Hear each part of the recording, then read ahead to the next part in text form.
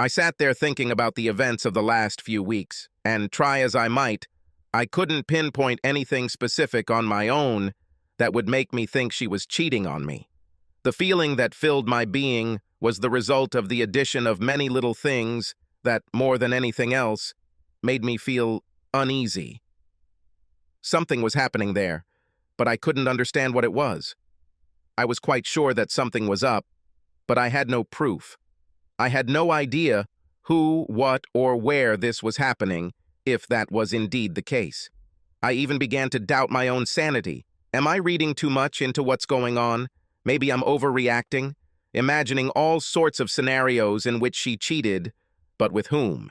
I had no idea, but still my insides were knotted. I felt, rather than knew, that something was happening. Maybe this was the very beginning of an affair, maybe a one-time use. The more I tormented myself with thoughts and fantasies, the more confident I became in a strange way. I had been thinking like this for what seemed like weeks, but how long did it go on before I became even slightly aware that something was wrong? I took another sip of my JD. The ice clinked in the glass, telling me it was time to pour more. I caught the bartender's eye, and he nodded. He slid along the counter and replaced my glass with another double JD on ice. He smiled slightly at me, as if reading my thoughts. He had seen that look many times before. His gaze was supportive and at the same time compassionate, as he recognized the pained look in my eyes. JD's sweet taste warmed my mouth and throat as I took another sip. I should calm down, I decided, looking around the bar and noticing a handful of other people drinking. It was quiet.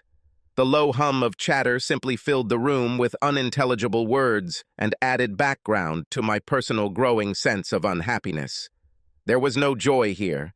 The faces of the customers who filled the bar were expressionless. No one stood out. Everyone was plain and average in every way. The only woman in the place, who looked to be in her 40s, a little overdressed for the time of day and place, and who looked perhaps a little desperate, was being treated to drinks by an older guy. He looked like he was hoping for luck, and looking at her, he didn't have to try so hard. I thought she already had his number. The other souls seemed to be simply passing the time, while the rain fell outside and further dampened the mood, and soon each of them would run out of reasons to stay in the sanctity of the bar and head home. I still haven't decided what I'm going to do. So, what's the story? I turned in the direction of the voice. She looked at me and her eyes penetrated deep into my soul. I thought I opened my mouth to speak, but no words came out. She stood in the dimly lit bar, dripping with water, as she began to take off her coat. "What are you doing here, Sammy?" "I was worried about you, and I had an idea that I would find you here. So here I am. Do you want to talk?" I looked at her, and my mind tried to regain some balance as I looked at her. "Are you worried about me?" "Why? What do you mean?" I looked at her, trying to understand what she was thinking, worrying if she was trying to trick me somehow. Can I trust her? I took a sip from my JD and ordered her a vodka and Coke, which the bartender served with some style, smiling at the sight of Sammy. She caught his eye as he serviced her, smiling one of his sweet butter-won't-melt smiles as his gaze slid over her full breasts, jutting out beneath her tight blouse. Sammy waited until the bartender walked away before saying anything else. Her eyes were wary as we looked at each other, uncertainty, fighting for position and advantage. "Well, it all has to do with how you've been acting lately. You look like you have the world's worries on your shoulders. Don't you just want to tell me what the hell is going on?" I looked into her brown eyes for a moment before looking away. She always knew how to read me like an open book. That was what I always liked about her. We got along. We also seemed to somehow understand each other. We had arguments, but we never fought about anything. We've always been direct and honest with each other. Well, up to a point. What was left unsaid was simply understood. "Sammy, I'm fine and we're fine. You don't really have anything to worry about." I looked at her as she took in my words. I could see she didn't buy it. My heart sank and I tried to brush it off, but I could see it wouldn't go away. Sammy took a slow sip from her glass and looked straight into my soul again. "Oh my God, this is it," I thought. She placed the glass on the table in front of her, then clasped her fingers together and leaned forward slightly towards me. "I know. What? I know what's going on. I don't understand what you mean. I tried to bluff. For God's sake, Steve, I know. So let's be honest with each other and stop fooling around. The bartender caught the last few words, and his head turned just enough to try to catch more of what he assumed must have been something juicy. Let's sit in one of the booths. It's too public, in my opinion. I saw the disappointed look on the bartender's face as we stood up and walked across the bar to one of the side booths. We sat opposite each other like prize fighters waiting for the other to strike. Okay, so what do you think you know? I fought in the tournament. Nice try, Steve. You know you can't lie to me. We've known each other too long, and I do, so tell me about it. You know you need to talk to someone, so put it out there. I've known Sammy since I was 17. She was always there and had a bit of a crush on me for a time when I started dating her sister Claire.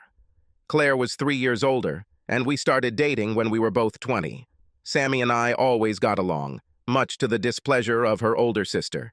They were as different as chalk and cheese in many ways, but their personalities were common, as evidenced by the many quarrels between the sisters over the years. 2 years later, we were married and had what I thought was an idyllic future. We both worked decent jobs and earned enough to at least make life comfortable. My sister-in-law Sammy had fun in her late teens and early 20s, and now, at age 25, was looking for something more grown up. I felt like she had sown all her wild oats and turned into someone that I thought any guy would be lucky to get close to. Claire and I have been married for 5 years. Well, we'll be 5 in a month when our anniversary arrives. That's if we go that far, I thought. Sammy is a very attractive woman and someone I considered a friend as well as my sister-in-law. I looked at her, and my eyes began to fill with tears as I searched for words to explain how I felt, but still, her words, "I know," rang loud and clear in my head. She reached across the table, and her fingers stroked mine before squeezing them tightly, a sign of support, and even more as I felt my heart slowly breaking. "Okay, Steve, if you don't tell me, then I will. She's cheating on you. I think you know this." "Of course I know. What are you going to do about it now?" My eyes widened when I heard those words, but still refused to understand as I stubbornly tried to make sense of what I knew and what it meant. I didn't want to hear anything anymore. In my opinion, if I didn't really know, then it couldn't have happened, and then it couldn't have hurt me. I wouldn't have to deal with it either. Sammy looked at me. She saw the glassy look I gave her. Was it shock or denial? "Steve, I love you dearly, but for God's sake, wake up. I'm sure it's some kind of misunderstanding or something." I tried to slip it under my arm and also tried to mislead myself even more. Sammy's eyes suddenly flashed with rage. She reached out and hit me in the face, damn hard. The bartender looked at me and stopped wiping the glass he was holding in his hand. "Is everything all right there?" I raised my hand. "Yes, of course. There are no problems here." I raised my hand to my cheek. The heat of the slap made it glow, and I was sure Sammy's perfect handprint was there too. "Sorry, Steve, but you drive me crazy sometimes. You know how much I care about you, and I can't stand to see you hurt like this, so be wise and courageous. This is happening, and we need to do something about it." I swallowed, rubbing my cheek, and the gravity of my situation began to dawn on me as the pain of her slap shot through my brain. "Okay, I'll start. I'm sure you at least suspect something, but I'll continue anyway. A few weeks ago, I was with her when she got a call on her cell phone. She left the room to answer, which was a strange thing to do, wasn't it? We're sisters, damn it. What could she be hiding from me? I nodded, fearing the worst, but as I sipped my JD, she continued. "I just thought it was weird, so when I had the chance, I checked her phone. She's so trusting. There is no lock code on it." The call was from a guy who was in her contact and introduced himself as Robert. I didn't know about any Robert or Bob, but thought I'd keep an eye out for any recurrence. "So who was this guy, Robert or Bob?" I asked, trying to rack my brain for any information about this name. I actually found out who he was about a week later. This is a guy she knew years ago, before she even started dating you. Anyway, it looks like he contacted us through one of those social networks or a chat site or something like that. It looks like they've been messaging each other for a few weeks now, too. But I didn't know anything about it. All I knew was that there seemed to be little things going on that somehow stayed apart. Yes, I know, but it was all part of what they did. Nothing obvious, but it just seemed like everything was falling into place for them. So it's just a couple of friends texting each other. Reliving old times or something? Yes, it seems. Anyway, that's how it all started. Are you saying that something happened? Yes. Are you saying that you didn't notice anything suspicious? Only that it seemed like circumstances were conspiring to keep us apart, and, of course, the obvious lack of opportunity to have fun. Sammy looked at me with a look of disbelief on her face, as if I was stupid. What? I stared back at her. Steve, I love you dearly, but damn it, get your head out of your ass. Reality sank deeper into my drugged brain as her words became more real by the minute. Damn, I thought this was serious. I took another sip and gathered my courage. How far do you think it went? Or do you know? Sammy looked at me. Her eyes sparkled and looked away for a split second. That was all the answer I needed. When? How? Where? I asked quickly. My mind was now playing catch-up as I felt rage begin to boil inside me. The race between logic, common sense, and pure animal rage has begun. I know she's met him at least 3 times in the last 2 weeks. At first, I was not sure, and only 2 days ago I found out for sure that it had progressed. I was having lunch with one of my friends, who works with Claire, and she let it slip. I didn't show it at the time, and she hid it well, so I let it slide. It turns out she met him twice for lunch, and at least once for dinner one evening last week. Is this consistent with what you noticed? I looked at her, taking in her words. There have been a couple of times recently where I called her office to set up a lunch meeting and she wasn't there or she just left. Was this when she met him? Then last week she had a seminar that she simply had to attend. It was announced late and scheduled for after work. That evening she returned home late, after 12 o'clock. Reminiscing about the past, she came and said it had taken a long time and the team went for a drink at the hotel bar to relax before leaving. I also remember that there was no sex that night, and she also took a shower before bed. My mind was racing. My brain was confused as I perceived these hurtful facts, each of which increased the agony and turned the knife that was firmly stuck in my heart. To hell with all this, I suddenly spat. Sammy looked at me, and now there was concern in her eyes. Steve, what are you going to do? Don't do anything stupid. She shouldn't get you into trouble with the law. I looked at her, and from the expression on her face, I knew that she had noticed the change. My face seemed like stone, and my heart was now a block of granite. My body was preparing for what was to come, and she could see it. To hell with all this. I will not put up with this under any circumstances. This will stop. I'll stop this. There is no place in my life for a cheater. She will pay. He will pay, too. My eyes glazed over as rage bubbled up inside me. My muscles tensed and my fists clenched. I've never been a violent guy. I had my share of confrontations when I was younger, but I never looked for trouble. Sometimes you just have to take a step forward and face the truth, which is what I did then. I was just a little out of practice, that's all, but it had to be fixed, and quickly. Steve, whatever you're up to, take a step back. Think about it, and don't rush without a plan. Otherwise, everything will go to hell. You need to think and prepare. Otherwise, you will end up getting burned. Her words saturated my rage, seeped into the rational part of my brain and made sense. In a weird way, it helped me calm down a little and realize that what I suspected was actually true. So at least I wasn't going crazy. Do you think she's there now? I looked at Sammy. I saw that her eyes filled with tears, and the tear began its lonely path down her pretty face. Yes, I know that she is with him now. That's why I came looking for you. I felt rage boiling inside me again, and slammed my fist on the table. Several people in the bar turned and looked. I raised my hand to the bartender, and he gave me that half-smile again. How the hell did he know? Do you know where exactly? I asked, more hopefully than anything else. No, I have no idea, but tomorrow I'll see my friend again and find out what I can. I know he's married and has a couple of kids, although I'm not sure where he lives yet. But I'll do my best to find out if it helps. I reached for her hand, holding it tightly, and brushed a tear from her cheek. Thank you, Sammy. I know it's hard for you, but I really appreciate it, I really do. What are you going to do? She looked at me worriedly. I know I can't do what I want, at least not yet, but I'll stop it. When I do this, it will be final, and there will be no retribution, no remorse, but they will both pay. In the meantime, I will keep what is mine. I will get the evidence I need for what I decide to do next. Sammy looked at me worriedly as I finished my JD. I caught the bartender's eye, and he poured another one for each of us.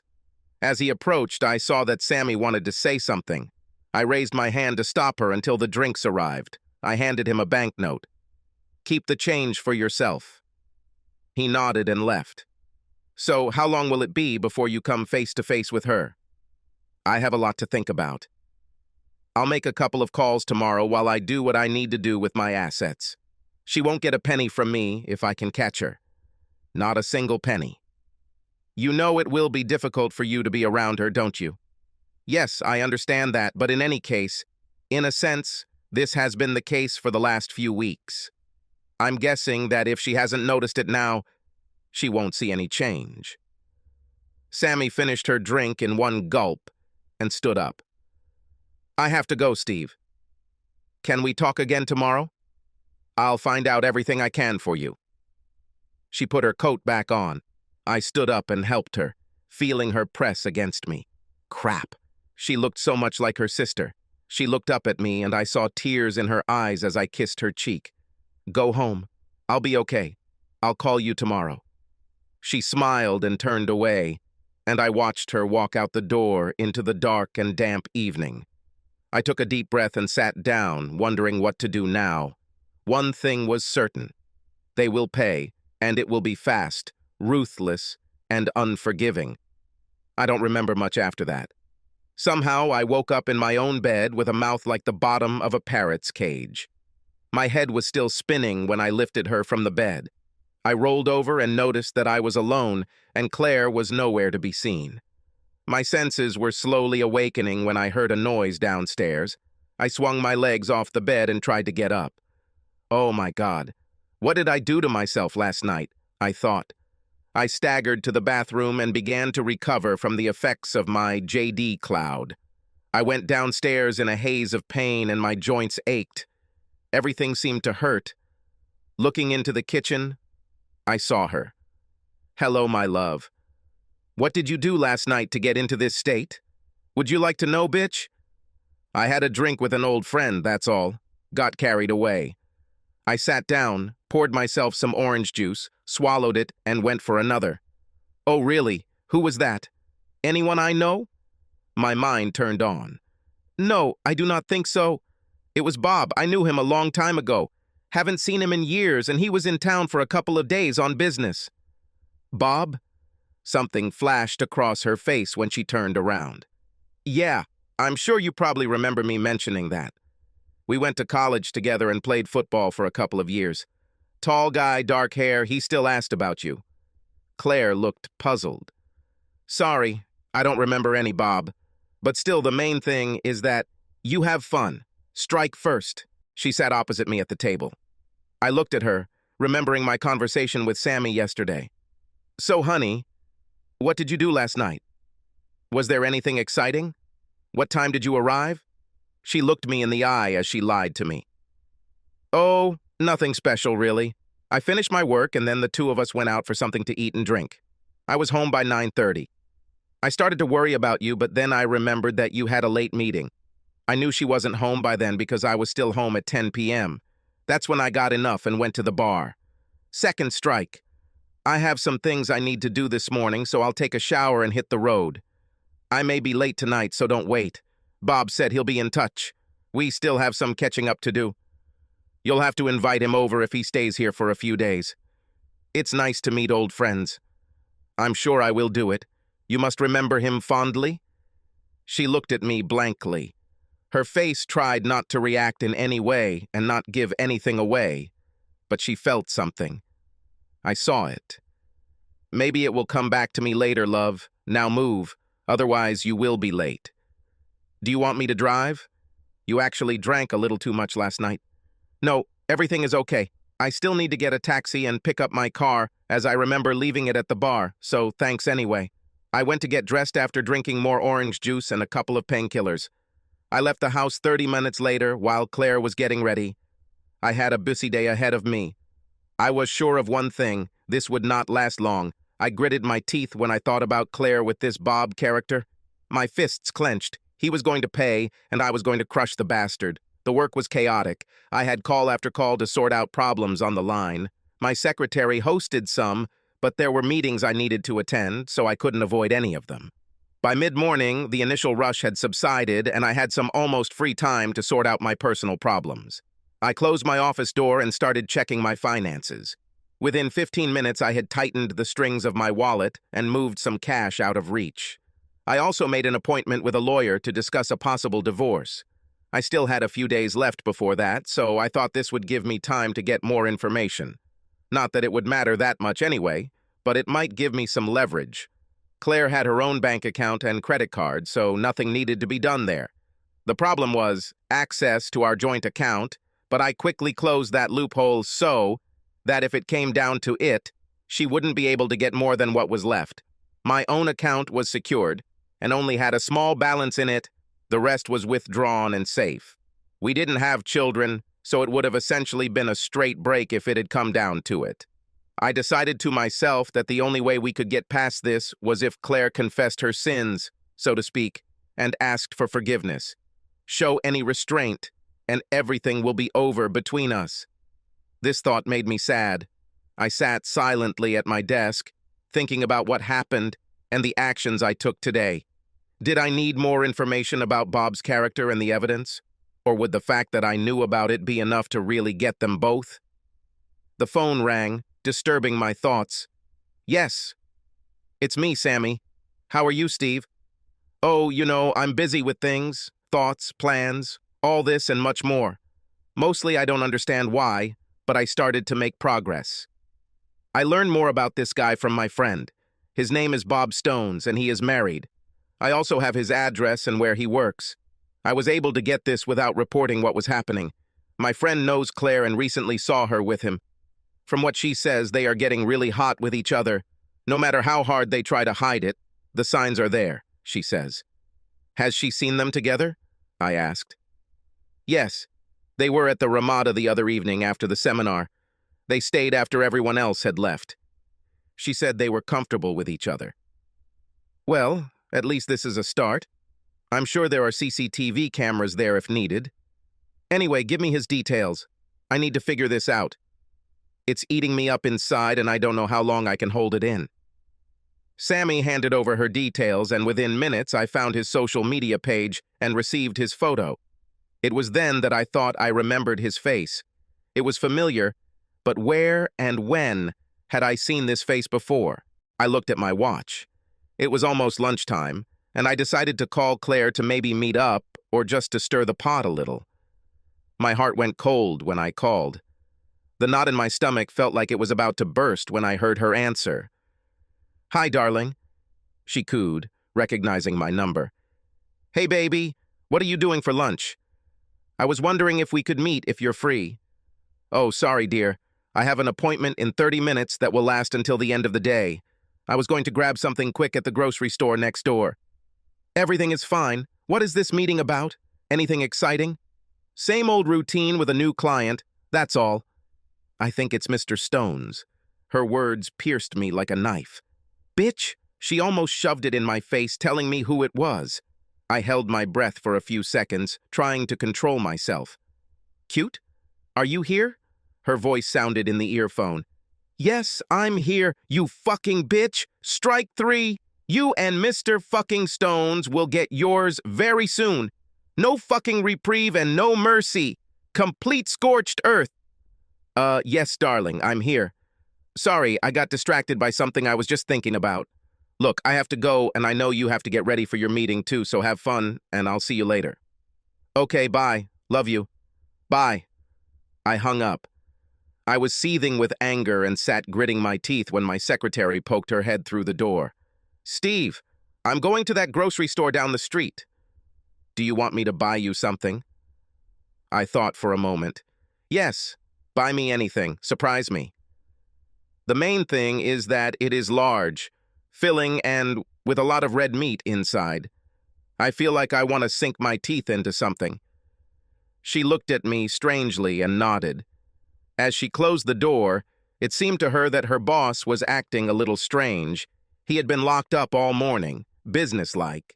Yes, but there was something else. Something was brewing.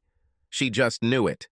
Sammy called her sister's office and walked into the lobby to see her sister exit the elevator and walk toward the front door next to a tall, dark-haired man.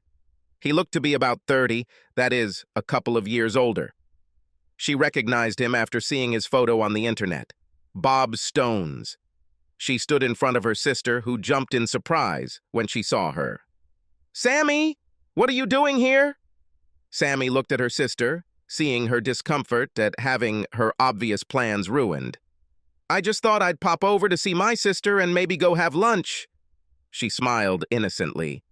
Well, Mr. Stones and I are having a business lunch, so maybe another time.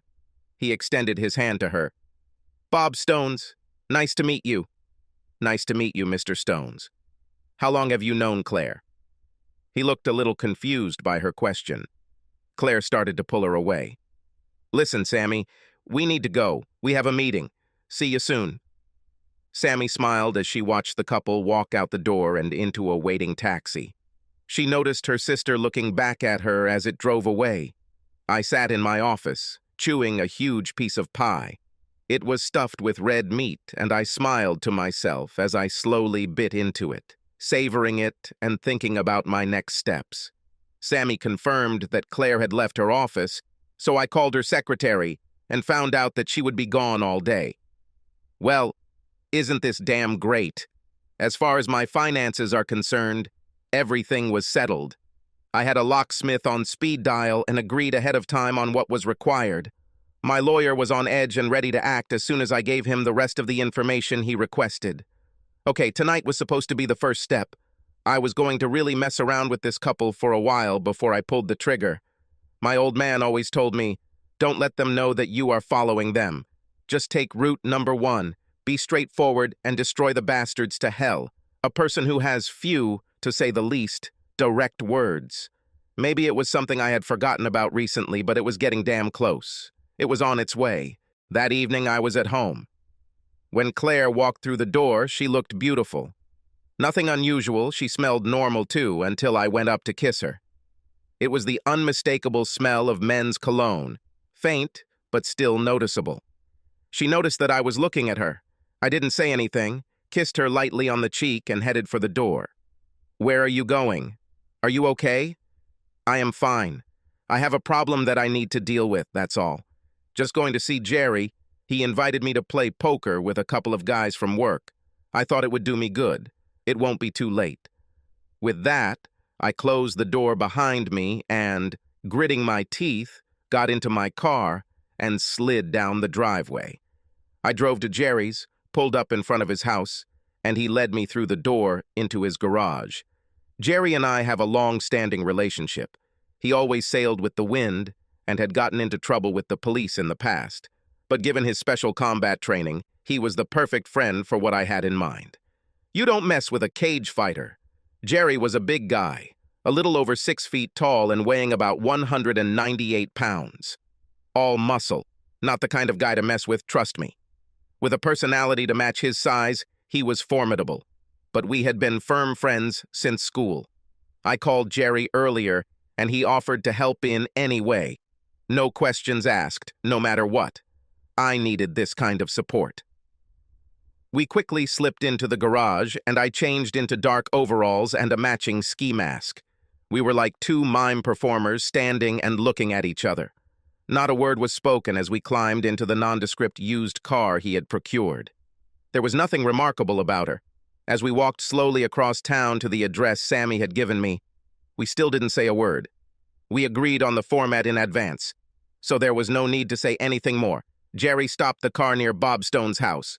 There were no signs of life there, and the only light that we could see was on. We waited in silence when the front door opened. We saw him get out, get into his car, and drive down the road. Jerry followed at a safe distance, and we already knew where he was going, so there was no rush or panic. There were no problems with parking at the training field. We stayed in the car while Bob Stones went to get his usual 50-ball bucket. Apparently, he did this every week.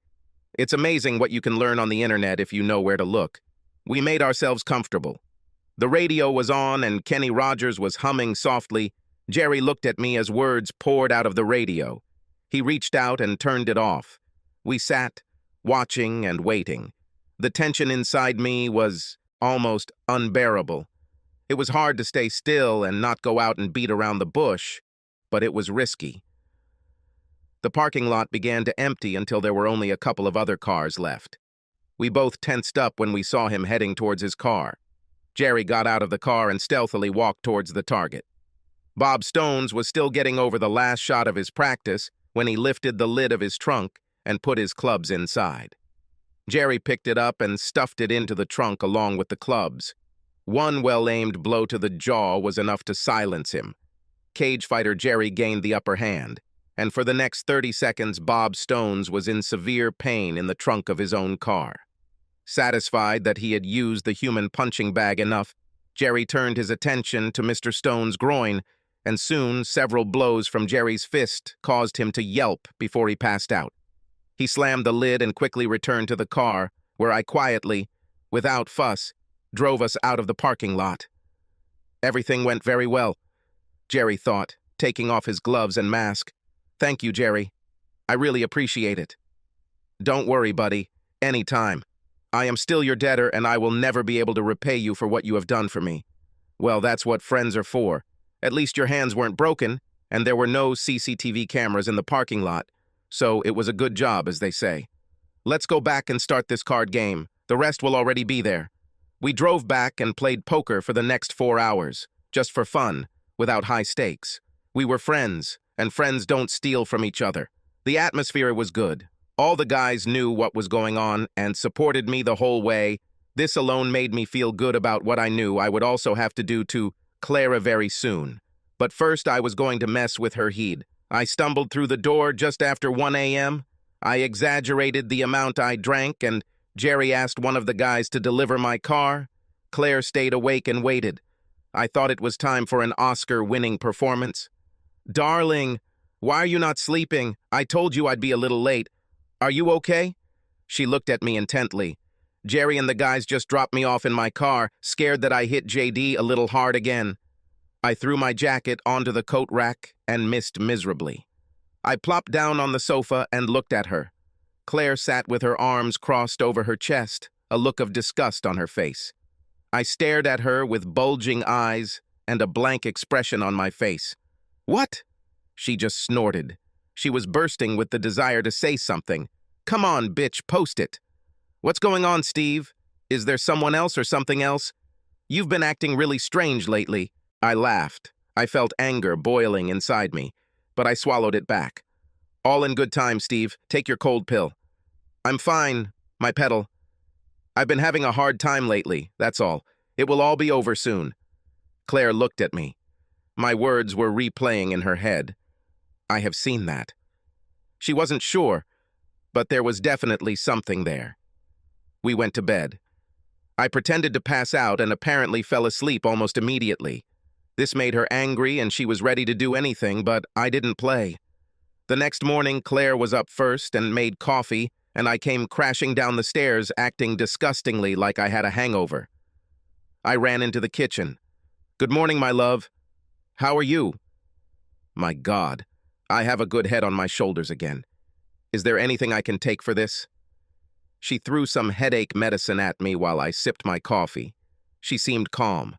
I saw her phone on the kitchen table and wondered if someone had called her. Claire saw me looking at her phone and I could tell she wanted to reach for it, but that would have seemed weird. I poured some more orange juice and, casually picking up the phone, saw a look of panic flash across her face. So she somehow got the message. I just glanced at it quickly before pushing it towards her. Needs recharging, my love. I don't want any messages not to be received due to a low battery. I left the kitchen and went to get dressed. Claire looked out for me as if she knew something was going on, and Bob didn't text her this morning like he had been doing for the last couple of weeks. He couldn't know, could he? She dismissed the thought. She couldn't have been so careless, and it only lasted a few weeks. There were several lunches, dinner 3 teams, and, of course, a hotel, which was also 3 times. In fact, she thought it was nothing special, just harmless fun, and Steve would never find out. He wasn't going to leave without her, was he? This suddenly made her think, when was the last time she had sex with her husband? Oh my God, she couldn't remember. Maybe that's how it was. She needed to do something about it, and quickly. She was so engrossed in Bob that she missed what was in front of her, the only sure thing that could make Steve suspicious. I tumbled down the stairs and almost flew out the door when Claire tried in vain to grab me for a deeper kiss than usual. I waved and smiled at her as I pulled out of the driveway and headed to work. Around 11 a.m., I thought I'd text Claire just for fun. Sorry about today, my love. I have a lot of thoughts, but everything will be resolved soon. Love you, X. I sat back in my chair, waiting for something to happen. Just after lunch, Sammy called to see me. Steve, what the hell happened? What are you asking, Sammy? Bob Stones was found beaten in the trunk of his car by a golf club employee earlier today. Claire told me about this. She is shocked by this. She's really shocked. I told her that these things happen sometimes these days, and it's terrible when it's someone we know, but we shouldn't make too much of it. You did it, didn't you? Oh my God, was he badly hurt? In any case, I can't say that it's too expensive for me, but no, I didn't lay a finger on it. Well, he's just a little beat up. I heard there were a few cuts and bruises, but nothing seemed broken. Did you ask how she found out? Yes. She said that she had an appointment with him for today, and his company called, saying that he was in the hospital. His wife called them. This is very sweet. Also believable, but cute. Maybe next time it won't be so easy for all of them. What do you mean, Steve? Accidents happen in the strangest places. That night when I returned home, Claire was not at home. Her car was gone and there was no message. I called her phone. Where are you, my love? I asked cheerfully. Oh, I'm in the hospital, visiting a friend. I'll be back soon. I'm on my way right now. Okay, I hope she's getting better.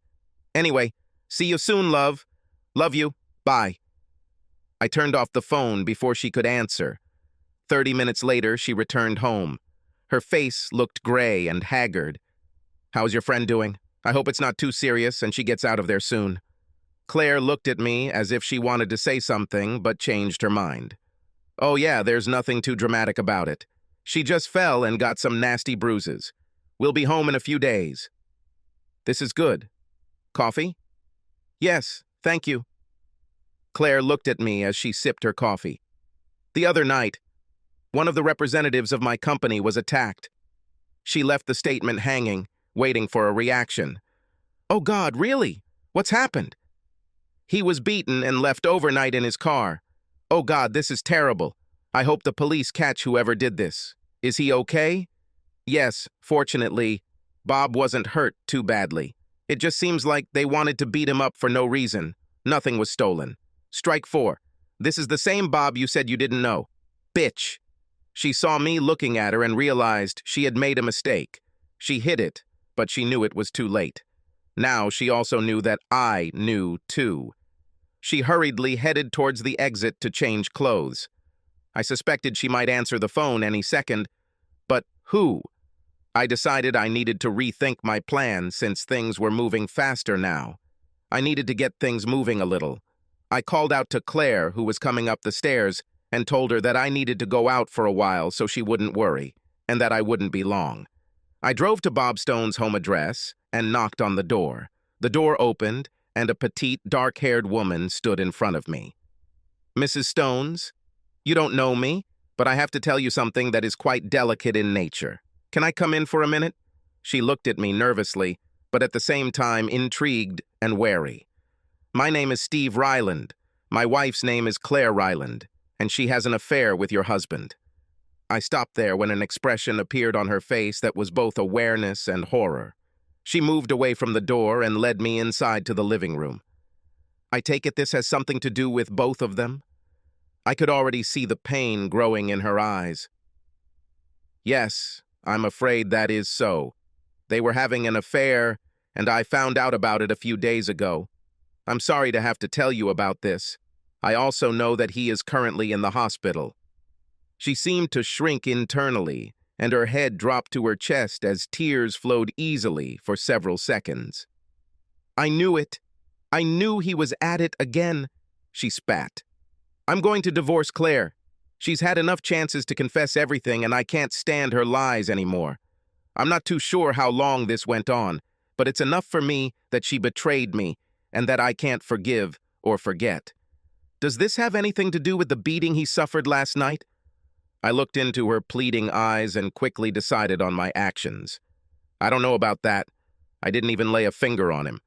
For me, it happened so quickly that I myself am still in shock. Whoever did this is fine with me. Sorry, but that's exactly how I feel. Could he also be flirting with someone else's wife? Nothing surprises me. Well, he can keep his sorry ass on the other side of my front door. I've had enough of this. That's why we came back here, because he cheated. I left her still spitting fire after I gave her the number of my locksmith and my lawyer too. Honey, oh my God, what a mess. I jumped into my car and headed to the hospital, which was only 10 minutes away. I got there faster. I walked through the lobby, almost smiling, as if a layer of stress had begun to lift off me. I squeezed into the elevator and went up to the room on the 4th floor, where a certain Mr. Bob Stones was. I checked the patient lost and found him in a side room. I slipped past the nurse's station unnoticed, entered his room, and carefully closed the door behind me. When I entered, he looked at me questioningly. I walked over to his bed, looking at his bandaged face. One eye is closed, the other is bloodshot, and he looks at me, trying to focus. Jerry did a really good job, I thought, as I looked him over. You look like you don't recognize me, Bob? Think a little. I'll give you time. I smiled at him when he looked at me comically. I sat on the edge of his bed as he looked at me through the bandages on his face. I could only see one very black and swollen eye, and it looked like he had problems with his jaw, too. Doesn't matter. I looked at the raised bedding supporting the weight of his lower body. Oh my God, this looks disgusting. It hurts, doesn't it? When I took the emergency button from him, throwing it under the bed, I poked him in the ribs and he squealed like a little pig. So, you still thought about who I could be, Bob? Do you want a hint? Still the same confused look on half of his face in bed. Let me think. Oh yes, this might help. How about you think about all the married women you've had sex with and how many marriages you've ruined?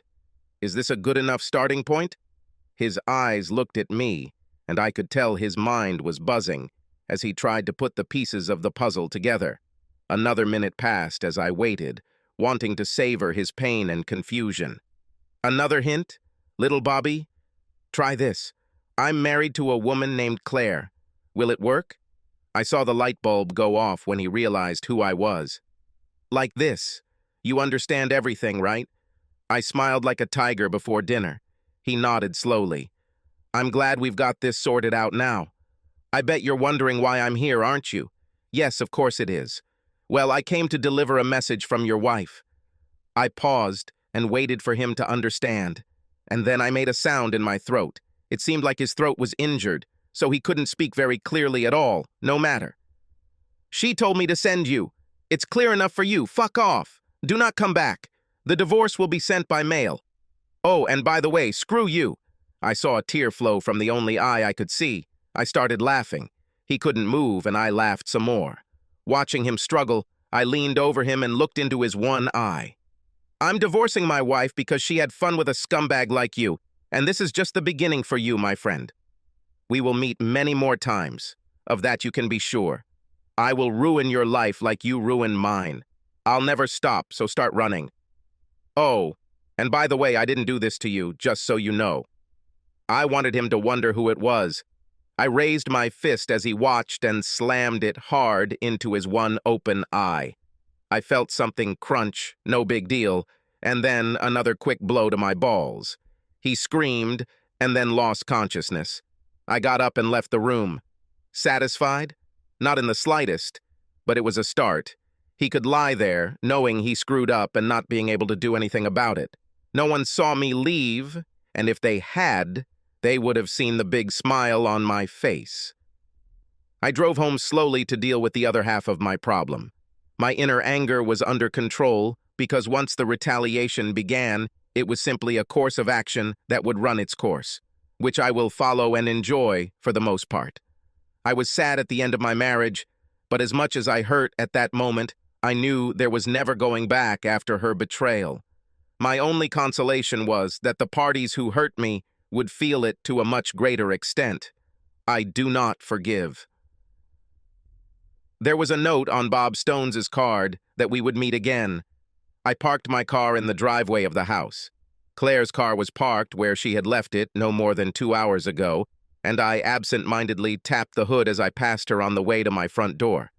I put my key in the lock and thought this might be the last time I do this as a married man. My heart suddenly felt like lead when I walked inside. It was as if all the worries of the last few days suddenly became real and incredibly heavy on my shoulders as I slowly walked towards the living room. As I approached the door, I heard the TV murmur in the corner of the room. I stood motionless, staring at her. Claire sat perched on the sofa. Her behavior was filled with fear and trepidation, as if she was waiting for the axe to fall. She had a feeling that something was wrong, as if the game was over, but nothing had been said yet. She was trembling with excitement, trying to remain calm, and I stood and watched her. She raised her head, and I saw fear in her eyes. Her mouth tried to say something, but nothing came out. I walked into the room and then walked past her, getting myself a drink. I placed my glass with a large amount of JD with ice on the coffee table between us and sat down.